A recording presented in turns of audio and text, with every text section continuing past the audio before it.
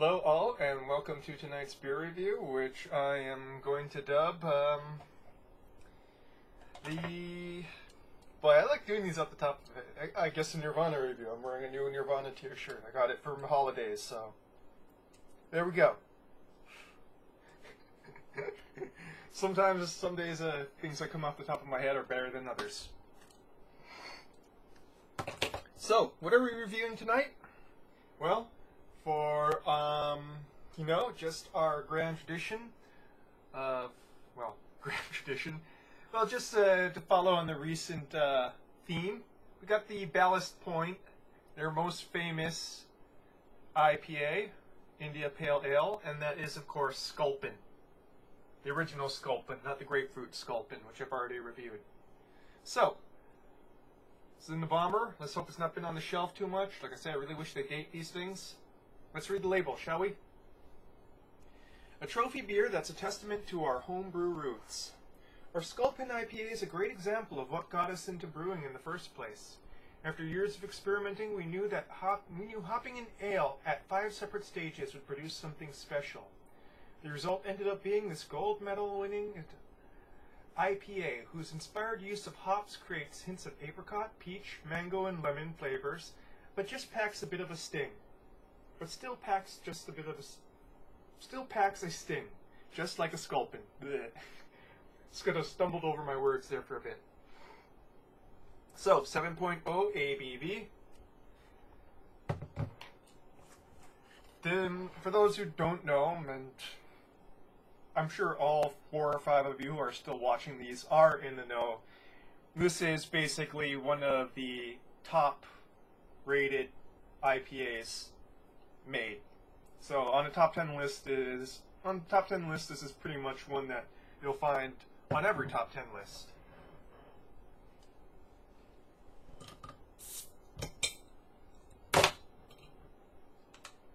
Ooh, smell that IPA goodness.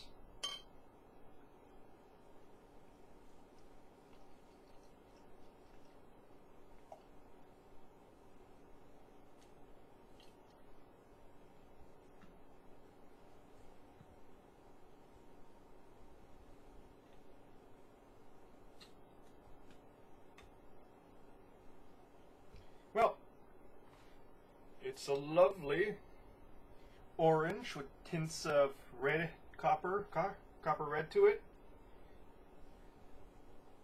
Nicely carbonated with a white head.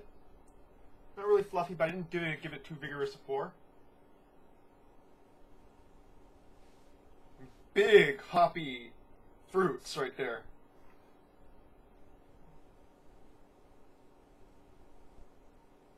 There's that kind of ozone smell I kind of get from some IPAs.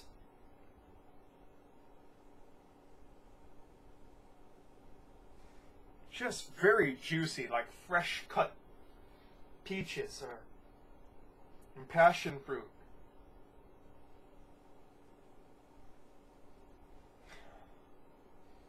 And guava. And yeah, of course, the citrus as well. Not really any pine, not really any resin, not any dankness to it. Just a big fruit bomb in the nose right there.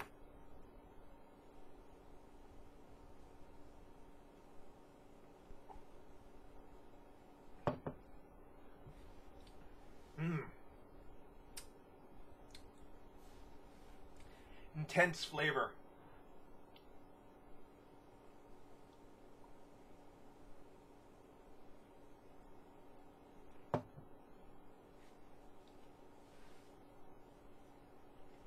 Despite the fruitiness, very sweet tropical fruitiness of the nose, this is a bit on the drier side for the American IPA style, but still within standards.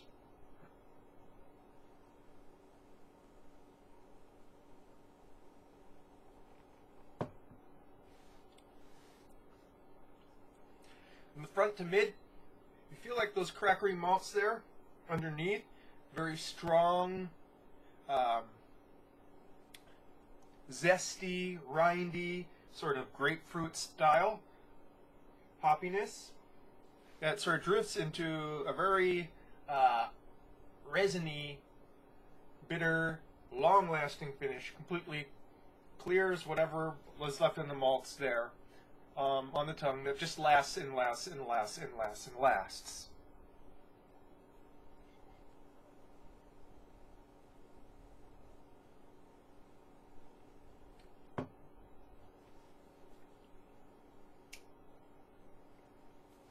The front and mid, there's sort of a residual juiciness, juicy sweetness, but it's almost on top that sort of crackeriness of the malts and that intense hoppiness. This is definitely fresh. This is definitely something for the hopheads.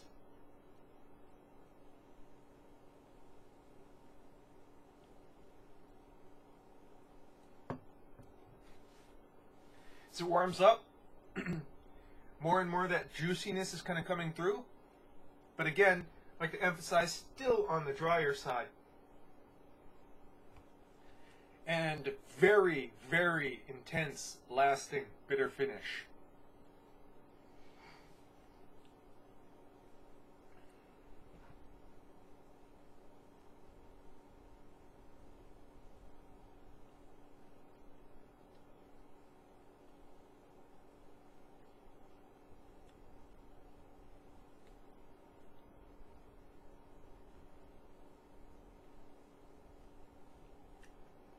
I have to say, there's far more complexity in the nose and in those sort of effervescent, ephemeral notes that dance around the edges of the tongue and up in the nasal cavities than there is on the actual palate itself.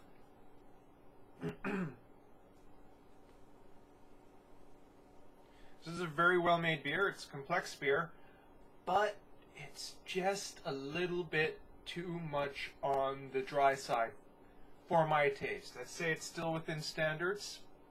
You know, it's not hop water, but the IBUs are very high, and to me, when there's a certain point when that lasting bitterness of the hop finish, instead of being pleasant, edges into unpleasant.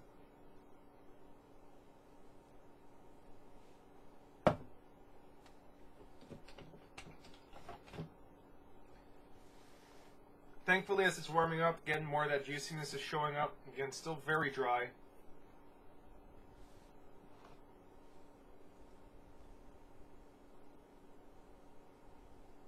Smells absolutely sublime, though. This is one of those ones where you just inhale as it goes into your mouth.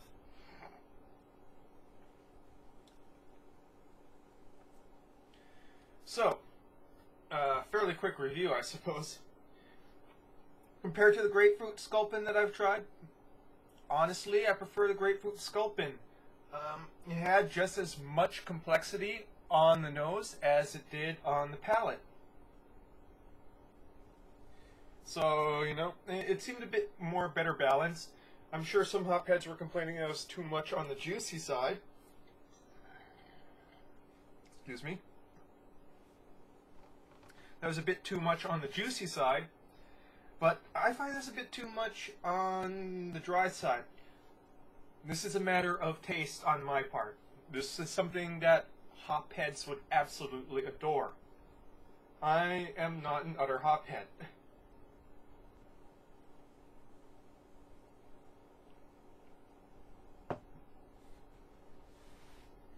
It's just sad because you just feel this, you know, complexity up front, and then just bitterness kind of wipes all that complexity away. So, is it perhaps the beer's too old? Again, like I said, this is not a dated this is not a dated bottle. I'd like to actually go and try it on draft. Probably can do that at Whole Foods. I know it kind of turns over fairly quickly at Whole Foods, and they keep their lines clean. So I could try it on draft to see if those, you know, that juice that I smell in the front is a bit stronger in the fresher ones, in fresher on draft renditions. So again, anything with a bomber, like I said, my bottle shop, they don't have super high turnover, so always that little asterisk / caveat there. with the reviews that come from it. As of yet, I'm going to say a bit too bitter for my taste. Still well made. If you're a complete hophead, go for it. This will probably knock your socks off. I'm not a complete hophead. So, that's your beer review for tonight. Cheers, and rest in peace, David Bowie.